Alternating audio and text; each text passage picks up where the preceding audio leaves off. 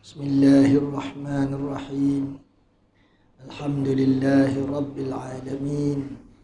Wa bihi nasta'in ala umurid dunya waddin.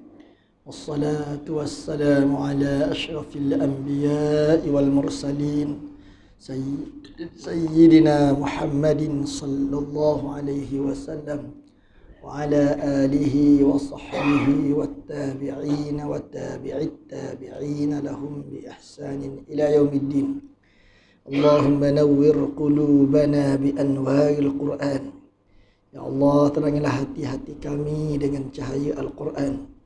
Allahumma adkhilna al-jannata bi syafa'atil Qur'an. Ya Allah, masukilah kami ke dalam syurga-Mu melalui syafaat Al-Quran. Allahumma najjina minan nar bihurmatil Quran. Ya Allah, lindungilah kami daripada neraka-Mu melalui kemuliaan Al-Quran.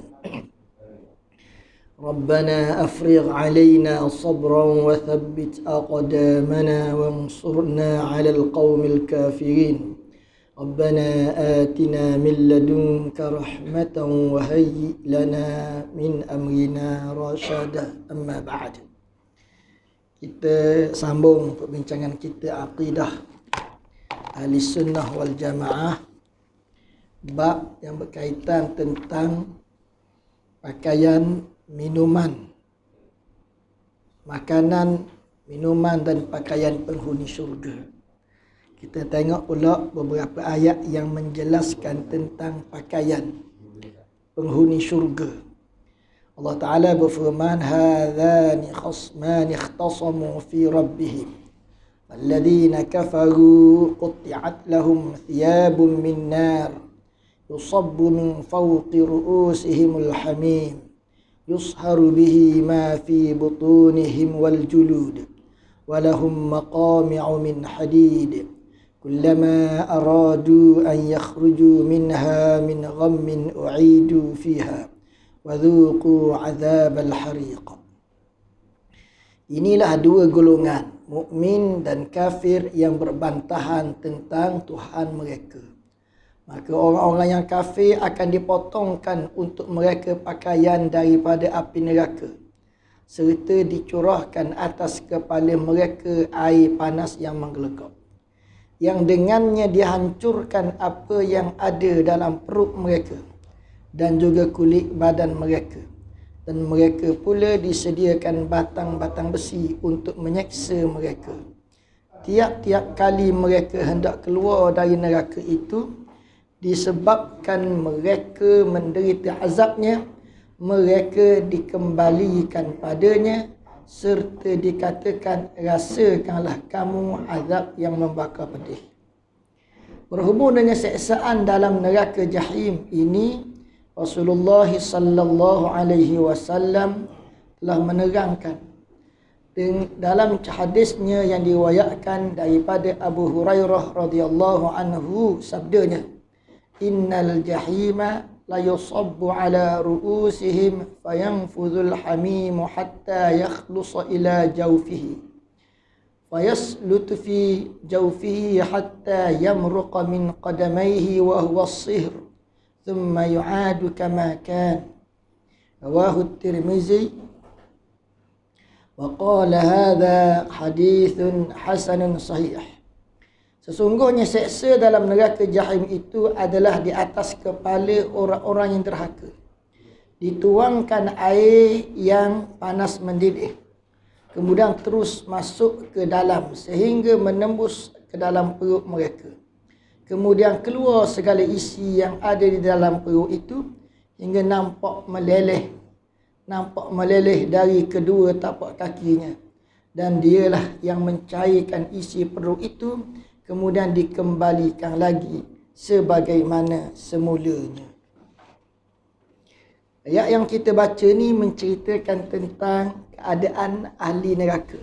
Bukan setakat keadaan, menerangkan satu sudut daripada sudut yang sangat penting,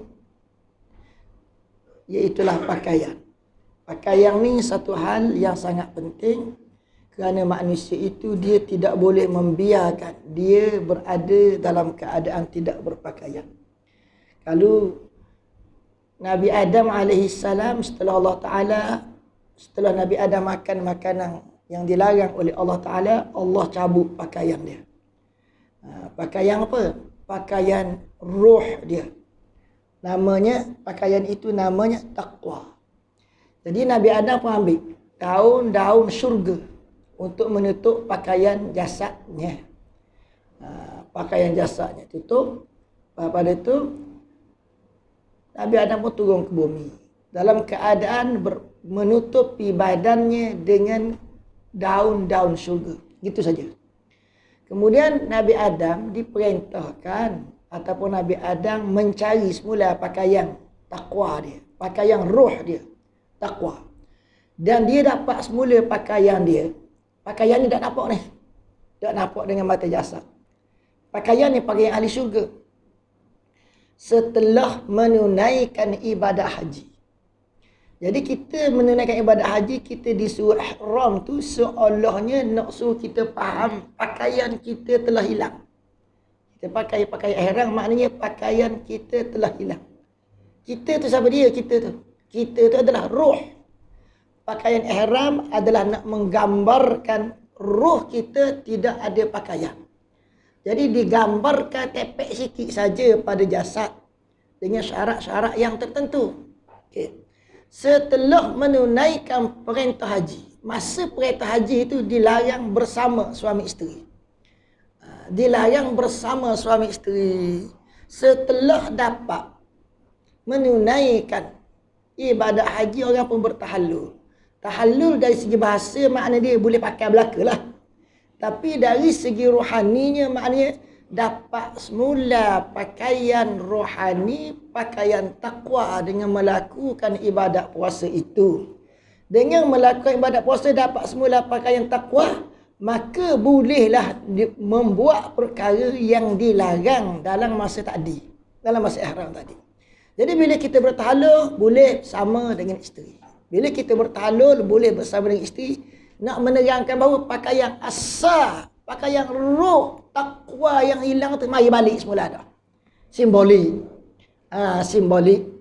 Jadi pakaian ini maknanya ialah amalan yang kita buat. Jadi daripada situ lahir pula pakaian jenis kedua. Pakaian jenis kedua orang Arab guna, Melayu guna. Amalan kita tiap-tiap hari pagi petang juga disebut dengan nama pakaian. Kita berzikir pagi petang, orang panggil apa? Pakaian dia, zikir tu pakaian dia. Lepas tu nak highlightkan lagi manusia ni beramal dengan amalan yang tidak betul, dia baca japi pagi petang, maka orang kata oh dia ada pakaian japi atur raya contohnya. Ada kalau dia pakai baju atur raya tu baju ke? Atur raya tu bukan baju. Tetapi kerana dia sama-sama pagi petang, maka semacam pakaian kerana itulah yang melingkari hidup dia. Allah Ta'ala bawa pada pakaian dalam Quran. Hunna libasul lakum wa antum libasul lahun.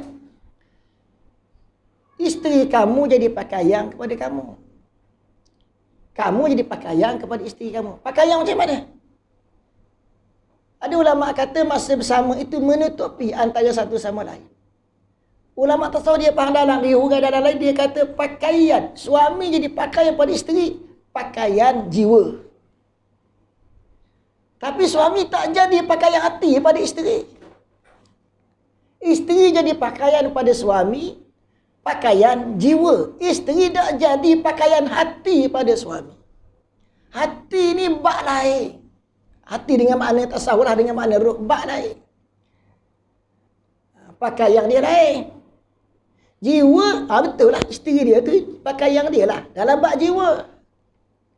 Pada waktu isteri dia jadi pakaian dia kepada jiwa dia, hati dia nak pakaian lain, hati nak kepada takwa. Kerana takwa itulah sebenar-benar pakaian hati. Pakaian ni hak mana pula? Pakaian ni hak molek sekali daripada pokok lah. Sebab apa daripada pokok? Kerana Nabi Adam cabut pakaian, dia ambil daun pokok. Yakhsifani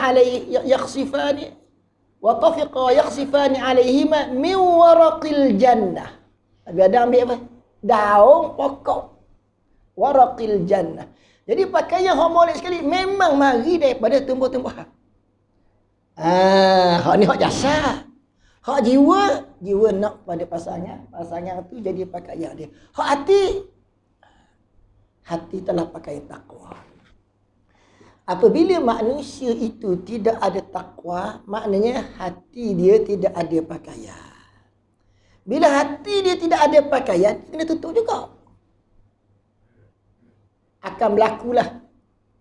Diri kita yang dalam ni akan cari juga penutup dia. Benda penutup dia. Hak dia amal bagi petang tu jadi penutup dia. Digambarkan dalam neraka, pakaian ahli neraka itu adalah api itu sendiri. Ayat ni sebut qutti'at lafalladzina kafaru qutti'at lahum thiyabun min narin. Maka orang-orang yang kafir dipotong untuk mereka pakaian yang dibuat daripada api.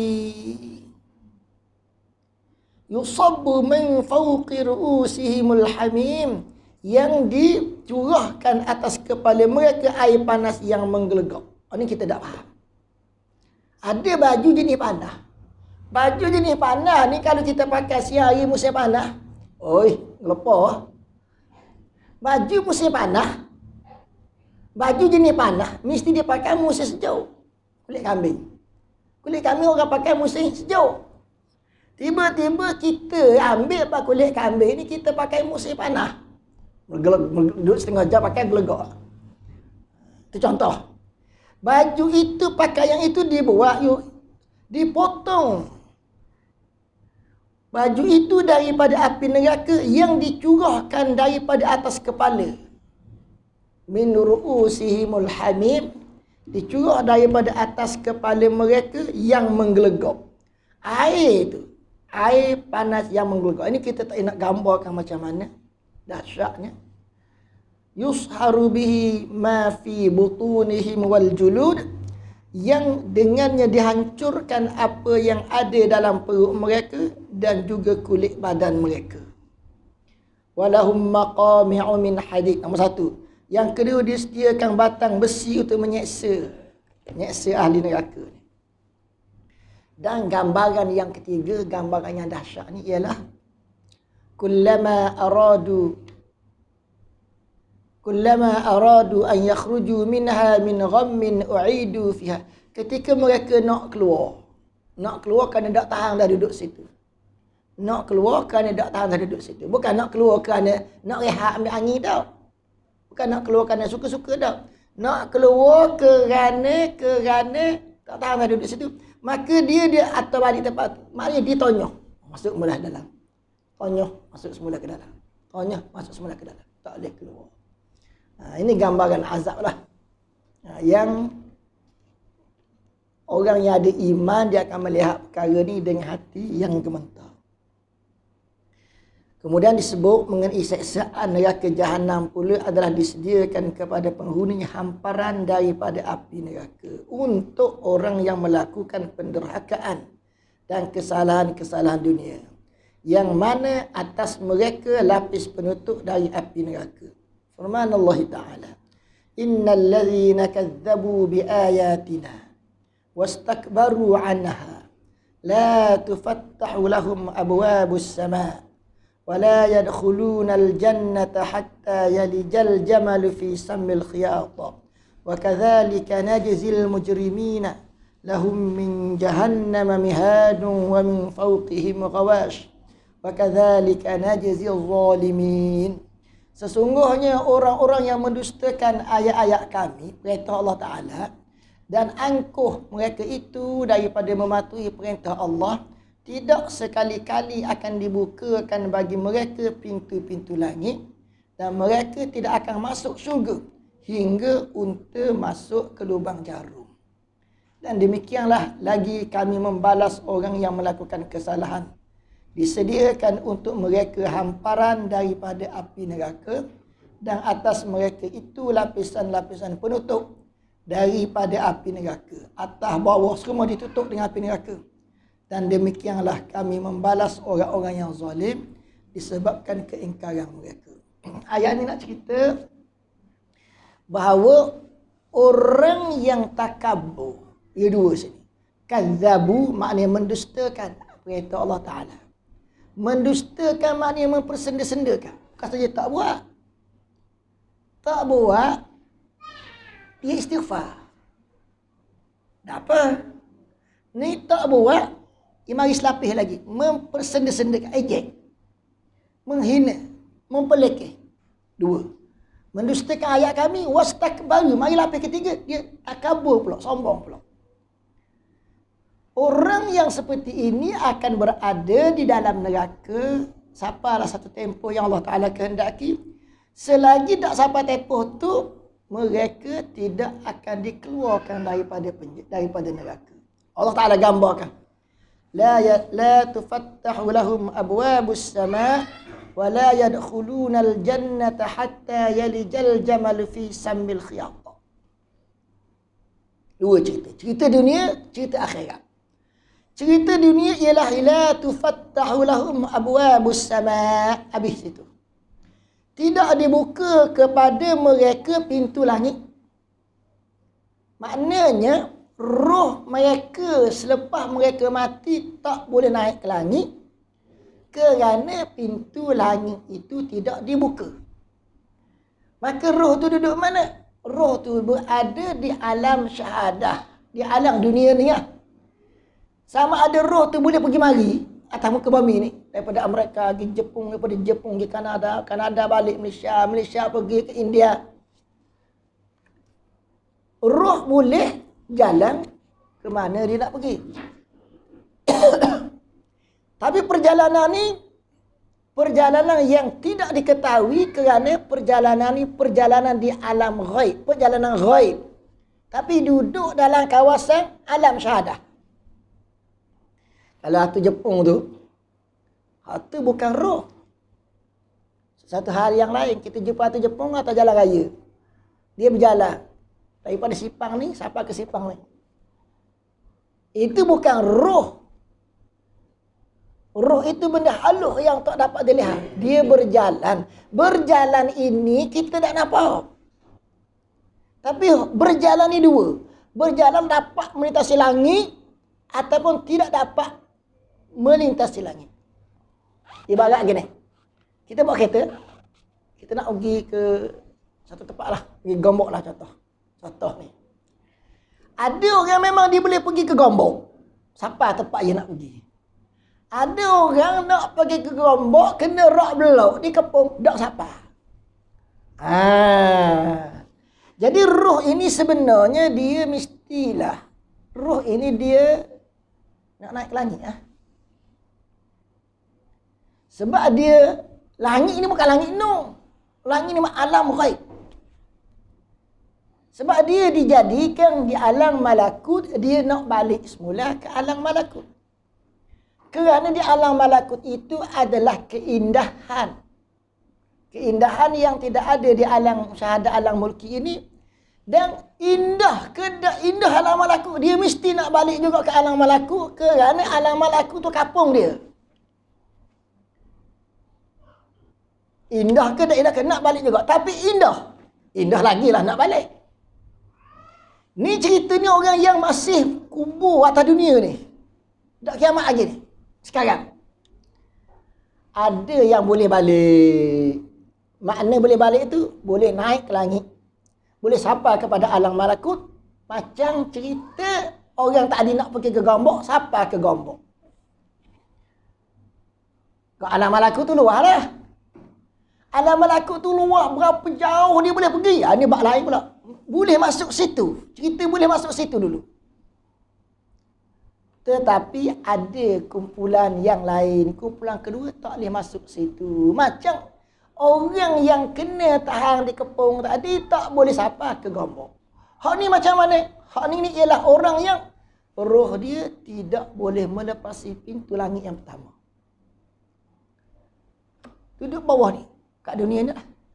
Hak inilah yang dinamakan dengan nama sangkar. Sangkar. Benda sangkar tu, sangkar tidak ruhnya berada di alam mulki sahaja sebelum kiamat. Balik balik.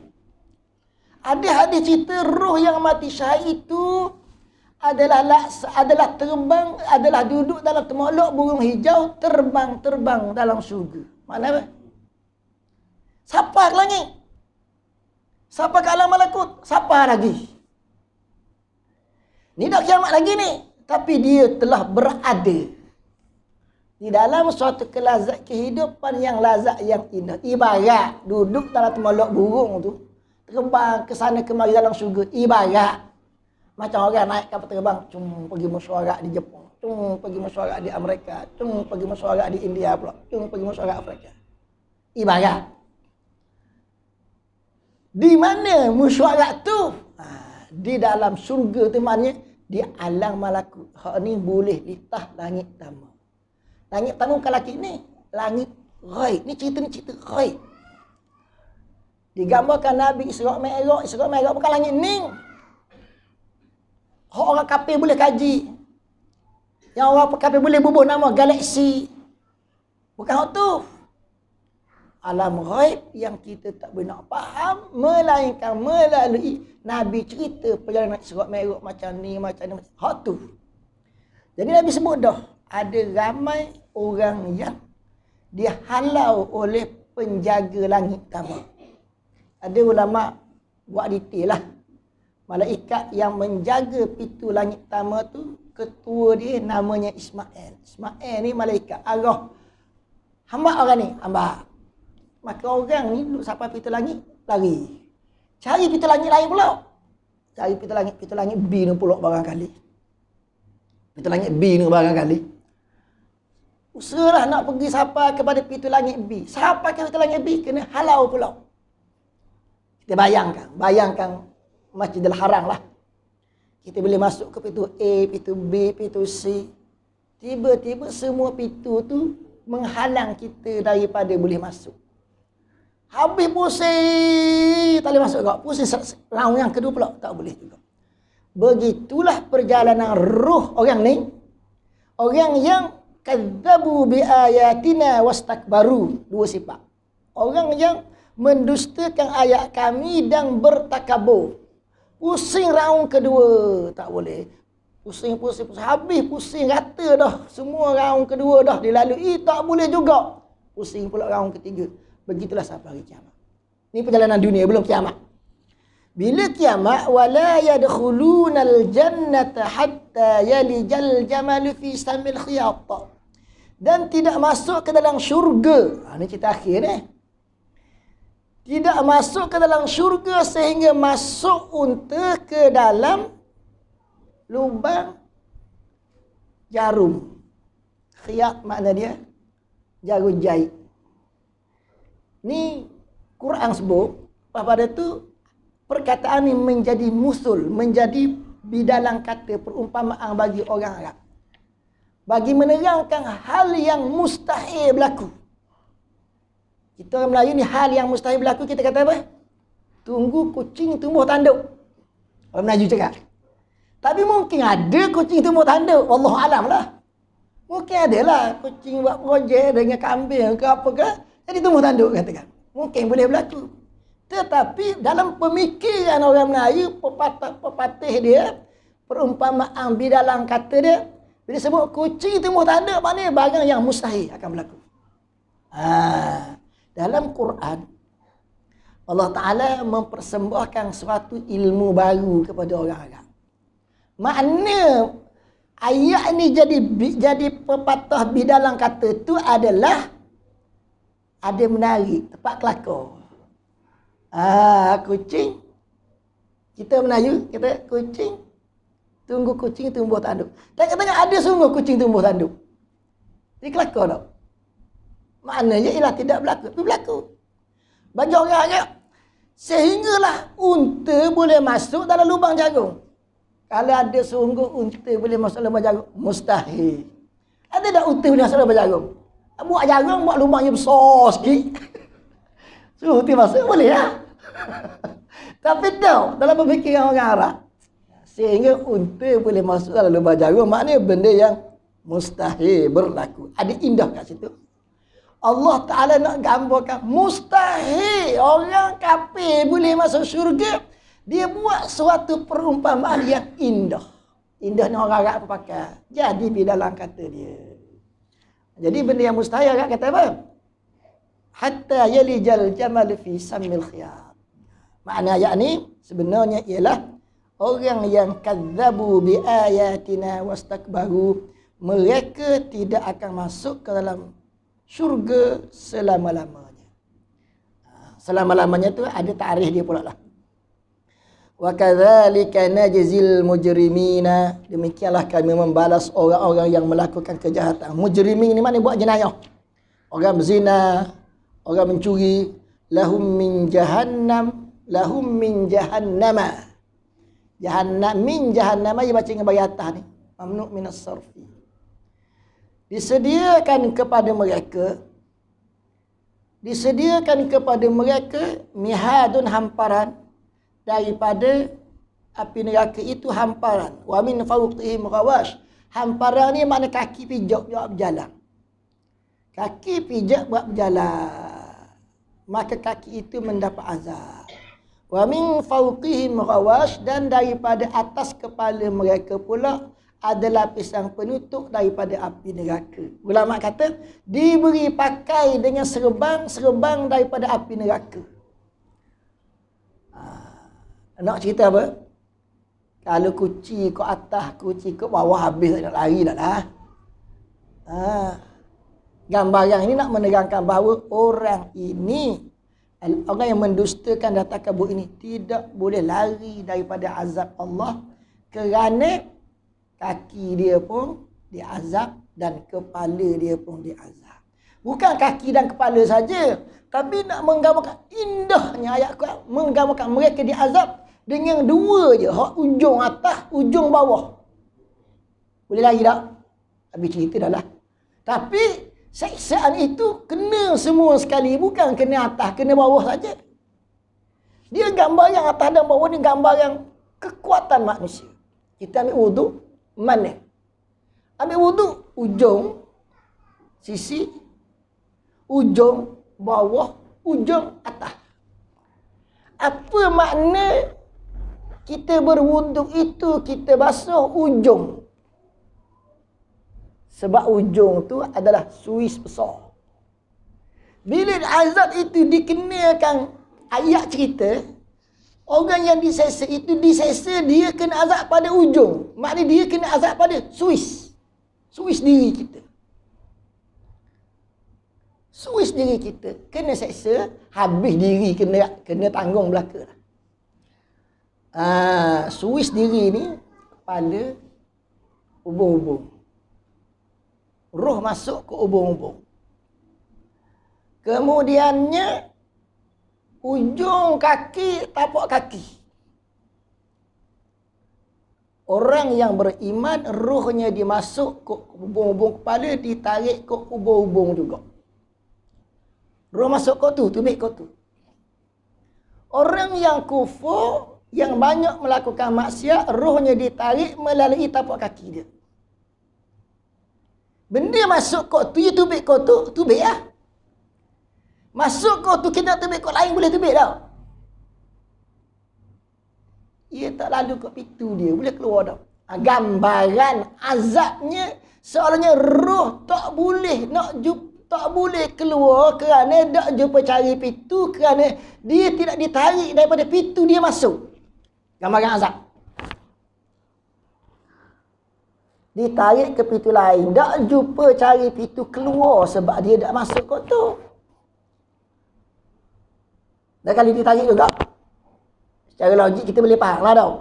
Pecah pintu, cabut dulu baru boleh keluar. Jadi diseksa dengan dua suis atas dan bawah. Jadi kandungan habis cerita. Itu gambaran tentang keindahan ayat Quran. Gambaran yang menceritakan tentang azab yang ditanggung oleh penghuni neraka. Gambaran ni kita tak tertanggung. Kita tengok keindahan ayat tu, maknanya sempurna dah gambaran ahli neraka. Syekh Said Kutub, dia karang satu kitab nama dia Musyahadatul Qiyamah. Nak menyaksikan hari kiamat, ikut lengang-lengguk bahasa Arab, ikut lengang-lengguk ayat Quran, menurut kajian bahasa Arab. Cukuplah. Hamba itu tidak boleh lari lagi daripada azab. Itu gambar aku bahasa. Kok rasa? Tak nak cerita lah. Lahum min fawqihim zulalun minan nari wa min tahtihim zulal. Kadzalika yukhawwifu Allahu bihi ibadahu ya ibadi fattaquni. Bagi orang yang kafir disediakan lapisan-lapisan dari api menyerkup di atas mereka. Serkup kepala mereka. Macam kita kata serabang diikat, serabang daripada api neraka, diberi pakai topi daripada api neraka, dan lapisan dari api di bawah mereka dengan azab yang demikian. Allah menakutkan hamba-hambanya yang kufur itu. Oleh itu bertakwalah kamu kepada Allah, hei hamba-hambaku.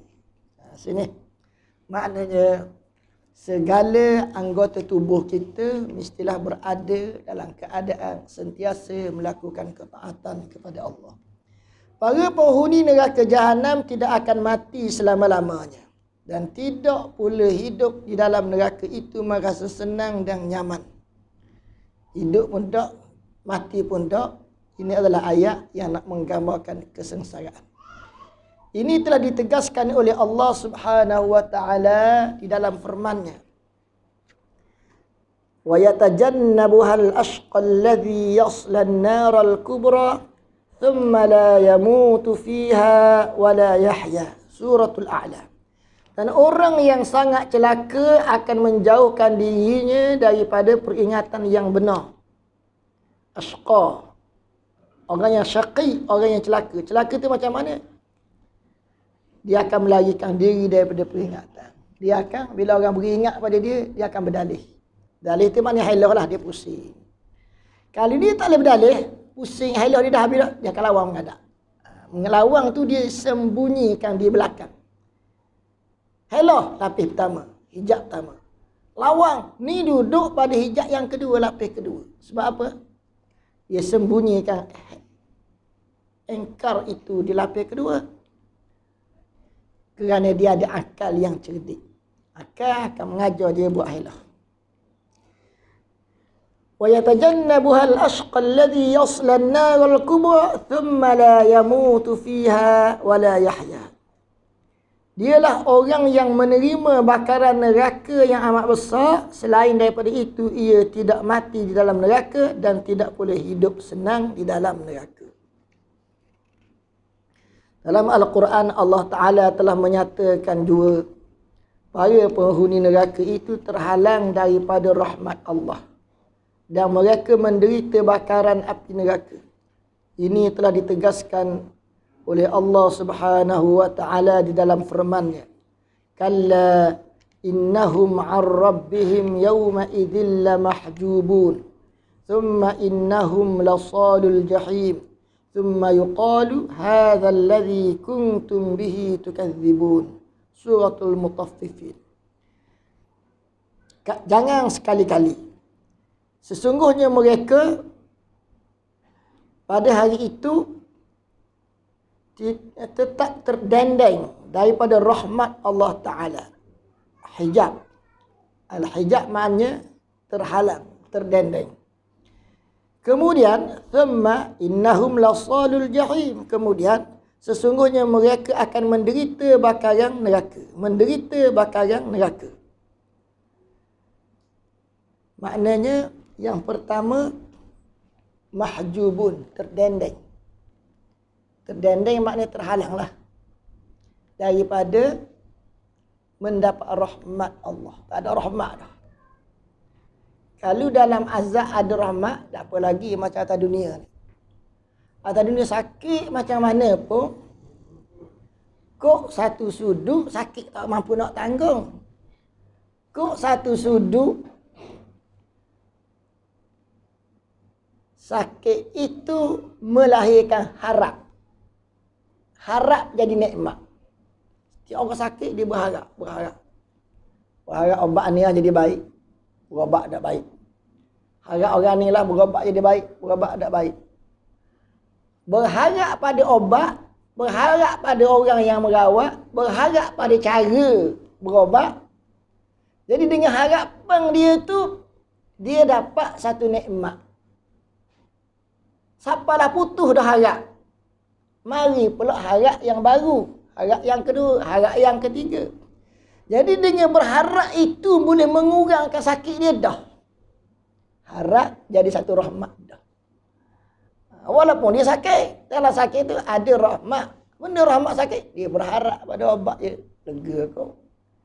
Tak mati situ. Tapi di dalam neraka tidak ada satu rahmat pun kerana dia ni mahjubun. Terdendeng. Sakit. Dan dia akan melihat bahawa sakit lagi. Sakit dia. Tak ada penghujung kepada sakit dia. Atas dunia ni, bila kita sakit, kita akan berharap ada penghujung. Lagi sakit, lagi kuat berharap. Kerana orang sakit ni, bila dia tertidur, dia mimpi nikmat. Orang yang dicaci contoh. Dia mimpi dalam tidur, dia mimpi orang sanjung dia. Sebab apa? Nak suruh jadi balance. Orang yang sakit, dia mimpi dapat nikmat. Jadi maknanya balance lah. Sikit, sekejap, dalam satu lapis. Sakit satu lapis, nikmat mari dalam satu lapis. Walaupun lapis itu berlainan. Atas dunia. Di akhirat, mahjubu maknanya tak ada lapis yang menerima nikmat, tak ada. Bila tidak ada nikmat, lapis tu, apa benda yang ada? Kecewa.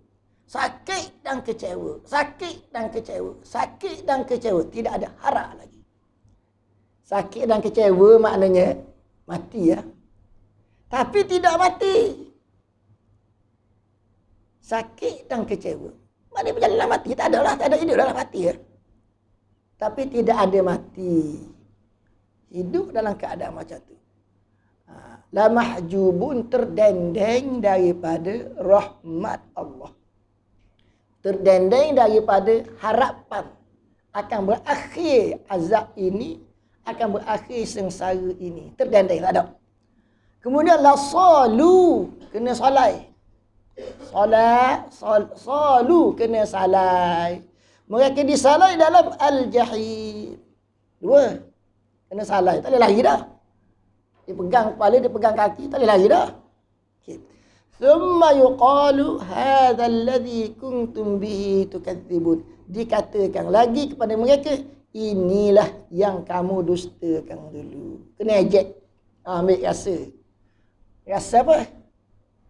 Bukan manis, bukan lazat, bukan sedap. Pahit. Sakit, sengsara. 3 lapis mari azab ini. Ini semua digambarkan dalam bentuk kita panggil juga dengan nama pakaian.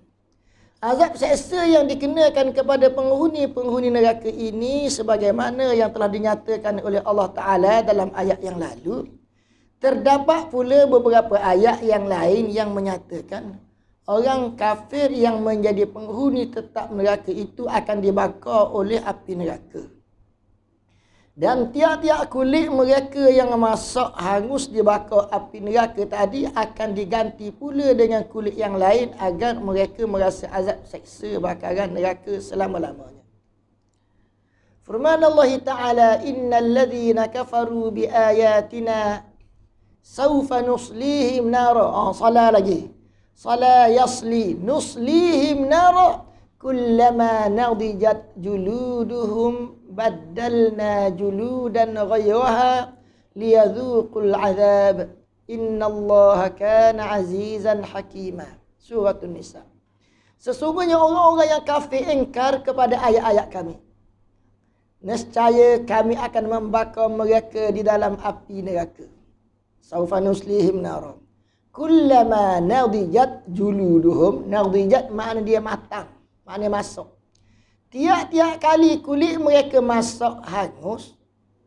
Masuk. Macam kita rebus daging jadi masuk.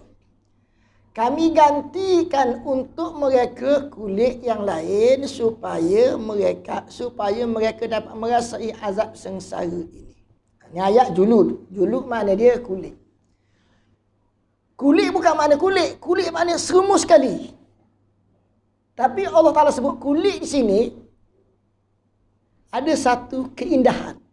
Iaitu, orang sains berkata, orang sains hari ni lah, doktor-doktor buat surgery, dia buat kajian, dia kata, manusia ni, bila kita lukakan dia, masa di kulit ni dia rasa sakit. Lepas habis bahagian lapisan kulit tu, bahagian daging pula. Bila kita potong bahagian daging, dia dah rasa sakit dah. Sakit dah. Rasa tu dia berbeza-beza. Cuma yang aduh tu, mula-mula pada bahagian kulit.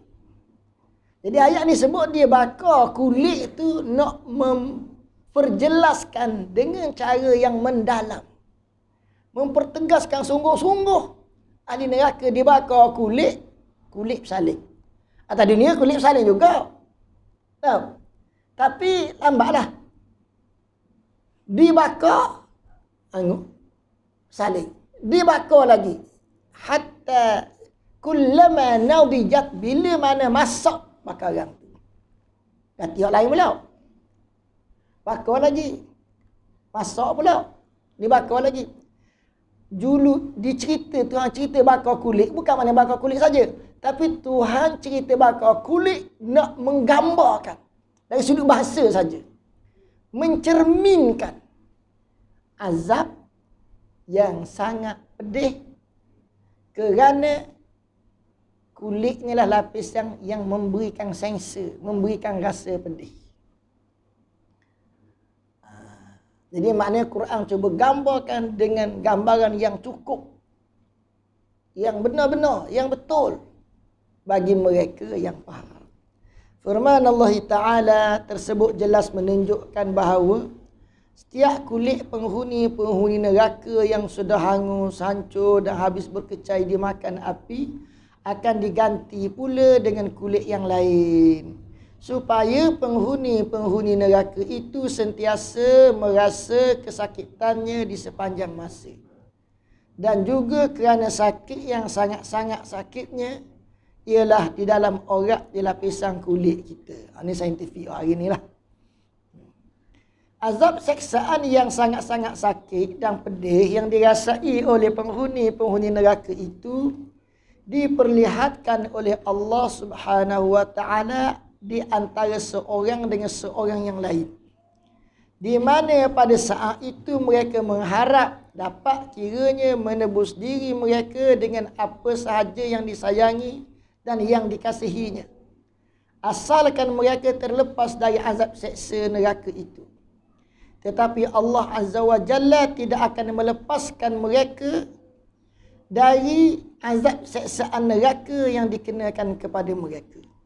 Firman Allah Ta'ala, yubassirunahum yawaddul mujrimu law yaftadi min azabi yawma idzin bibani wa sahibatihi wa akhihi wa fasilatihi alladhi yu'wi wa man fil ardi jami'a thumma yunajjih kalla innaha laza nazza'atan lisyawa. Syawa maknanya panggang.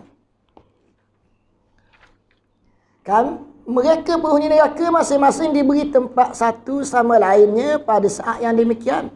Orang kafir suka kiranya dapat menebus diri mereka daripada azab neraka itu dengan anak-anaknya sendiri, dengan isteri sendiri, atau dengan saudaranya, atau dengan kerabatnya yang melindunginya, dan juga sekalian makhluk yang ada di bumi. Kemudian diharapkannya tebus itu dapat menyelamatkan dia. Tidak sekali-kali dapat menyelamatkan dia.